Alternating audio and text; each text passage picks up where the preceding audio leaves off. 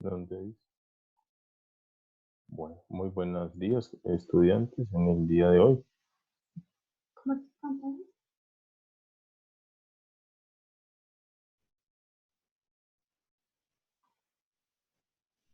Ya.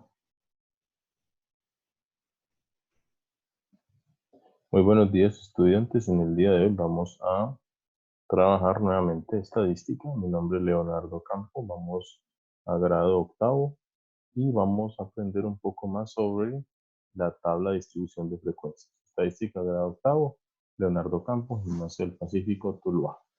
Mapa conceptual del segundo periodo.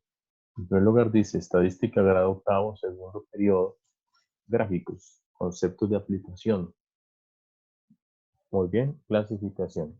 Ahora vamos a recordar los diagramas de barras. El diagrama de barras corresponde entonces a una representación en la que tenemos una variable, en este caso tenemos una variable que dice algunas variables cualitativas, lugares turísticos del departamento de Perú, y aquí tenemos número de alumnos que conocen ese lugar turístico. El diagrama de barras tiene separadas las barras y en este momento podemos observar claramente que están separadas. El diagrama circular, la fruta preferida, entonces aparece por ejemplo el mango, fresa, uva, manzana. Esas son las frutas preferidas y aquí pues este diagrama debería aparecer los porcentajes. Este diagrama debería corresponder a porcentajes y no a valores numéricos. Esto lo vamos a ver un poco más adelante. A continuación, el pictograma. Un pictograma está representado entonces por unos dibujos que representan también la variable que estamos en este caso hablando, los árboles.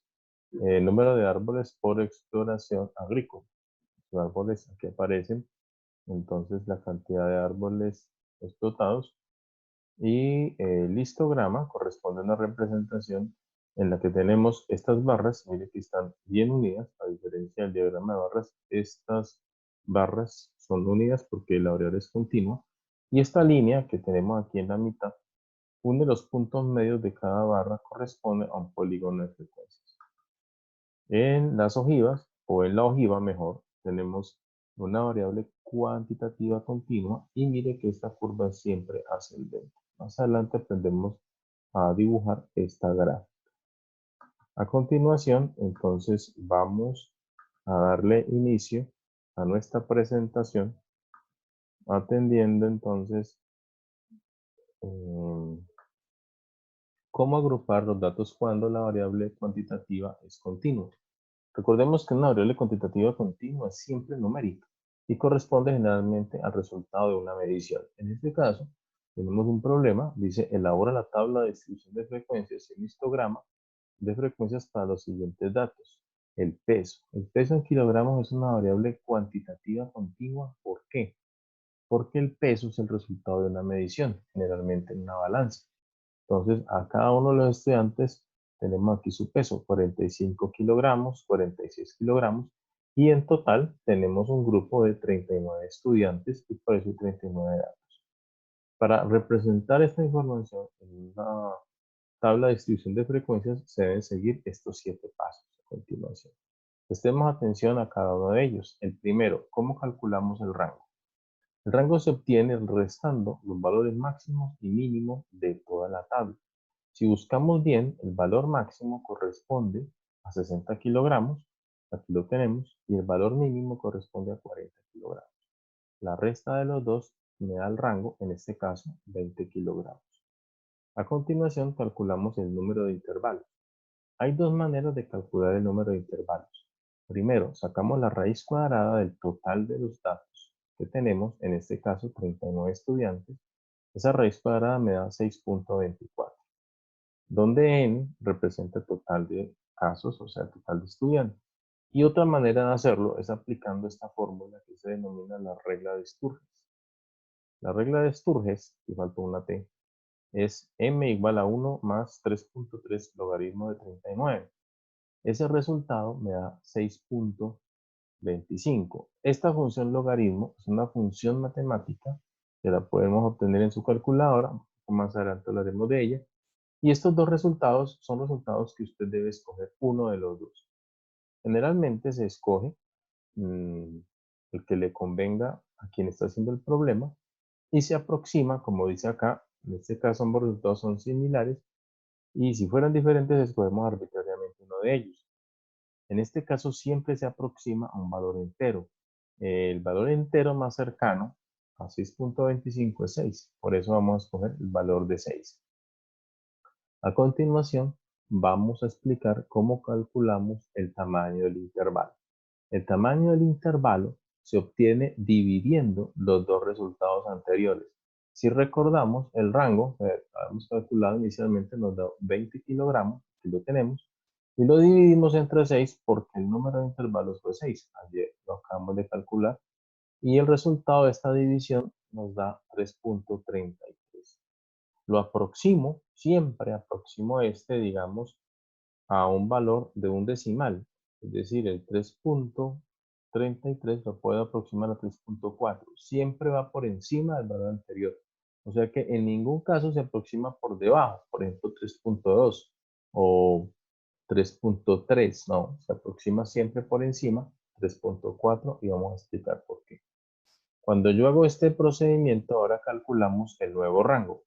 ¿Cómo lo obtenemos? Multiplico entonces el valor del rango, el valor de C, que recuerden que C era el tamaño del intervalo, el valor de C es 3.4, lo tenemos aquí, y lo multiplico por el valor de 6. Ese valor de 6 es el que corresponde a la regla anterior. Vamos a deshabilitar esto. El valor de 6 corresponde a el tamaño del intervalo que tenemos acá. Muy bien. Al número de intervalos total, que fue 6, correcto. Esta multiplicación se hace a 20.4. Este resultado, si comparamos con el rango anterior, me da mayor. 20 era el rango anterior y ahora tenemos 20.4. Por lo tanto, debemos restar los dos rangos. Esa resta de rangos es el nuevo rango, 20.4 menos 20. Son kilogramos, la respuesta está en kilogramos, 0.4 kilogramos. Y esos 0.4 se distribuyen en los límites. Al superior le sumamos la mitad y al inferior le restamos la mitad. ¿Cuánto es la mitad de 0.4? 0.2. Al mayor, que era 60, recordemos que el máximo era 60, le sumamos 0.2 y al menor, que es 40, le vamos a restar 0.2. Estos dos resultados los vamos a tener en cuenta para poder expresar entonces los límites de nuestro intervalo en cada caso. Ya lo vamos a explicar entonces cómo obtenemos esos límites. Los límites entonces ahora son, si le prestamos atención, el resultado de la resta fue 39.8, por eso empieza en 39.8. A este valor le voy a sumar el 3.4, que este 3.4 era el tamaño del intervalo. Recuerden acá que aproximamos a 3.4. Miren, sumamos, el resultado da 43.2. Este resultado lo pasamos al siguiente intervalo y vamos a sumarle nuevamente 3.4.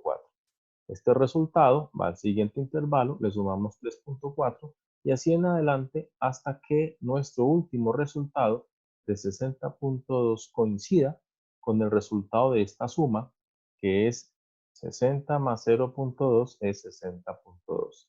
Este resultado corresponde entonces al último límite de los intervalos que hemos calculado.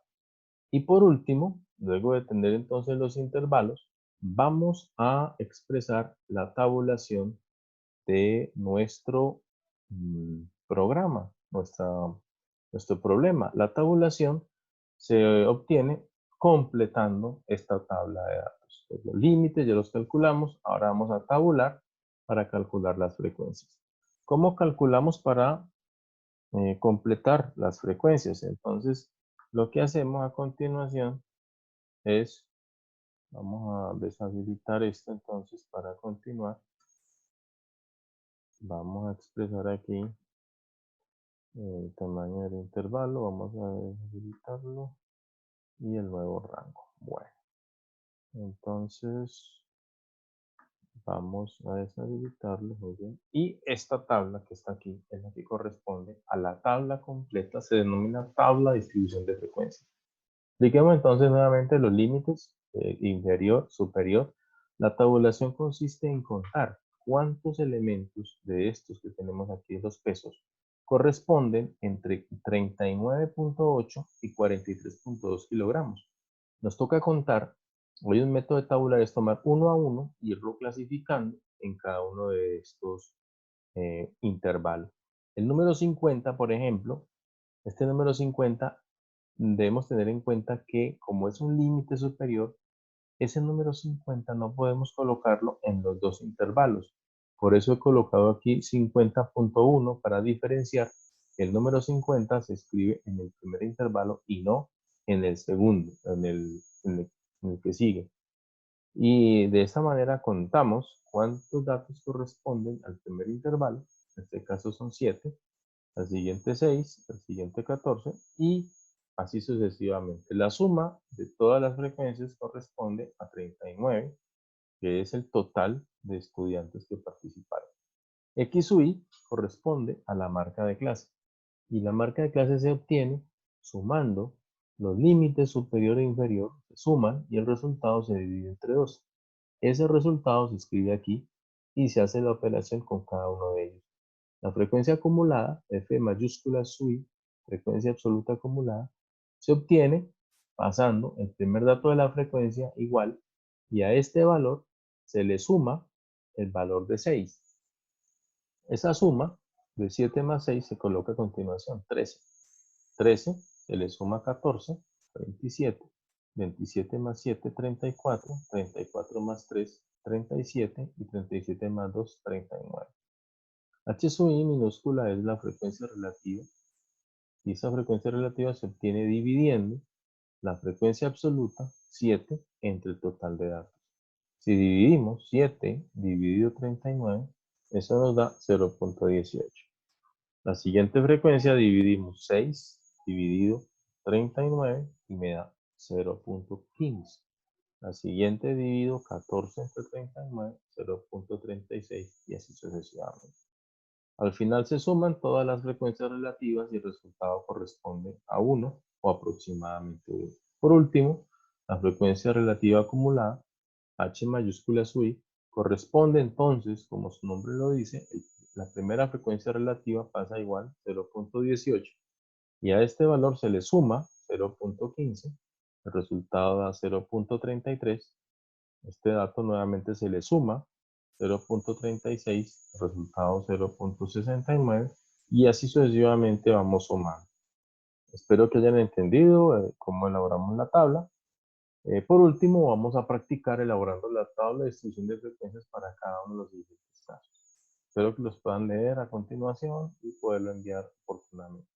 Un abrazo y nos estamos hablando la próxima vez. Que pasen un muy buen día.